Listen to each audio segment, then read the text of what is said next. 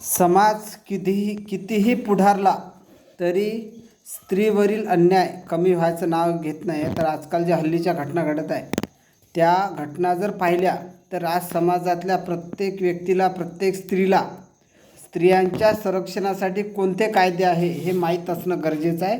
आणि बऱ्याचदा माहितीचा, ज्ञानाचा, शिक्षणाचा आणि तंत्रज्ञानाचा अभाव ही कारणेसुद्धा असतात की ज्याच्यामुळे आपल्यावर अन्याय होतो आणि आपण त्याला दाद मागू शकत नाही. तर असाच एक आहे, protection of woman from domestic violence act 2005 म्हणजे कौटुंबिक हिंसाचारापासून स्त्रियांचे संरक्षण कायदा सन 2005 असा हा कायदा आहे.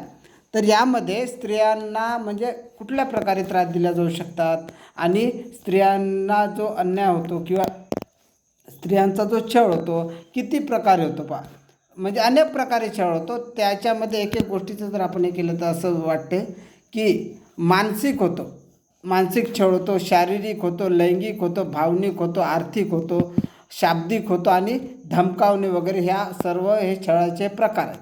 तर या कुठल्याही आपल्यावर छळ होत असेल तर आपण कायद्याची मदत घ्यावी. त्याचबरोबर हा कायदा या कायद्याला म्हणजे या कायद्याच्या अगोदर असे बरेच कायदे होते आणि या कायद्याच्या पूरक होते आणि स्त्रियांच्या बाबतीतच होते. ते सर्व कायदे आपण माझ्या थेट सामान्य माणसापर्यंत या यूट्यूब चॅनलच्या माध्यमातून मी लवकरच आपल्यापर्यंत आणत आहो. तर यानंतर सतर्क राहा, आपल्यावर होणाऱ्या अन्यायाची दाद मागा. जय हिंद, जय भारत.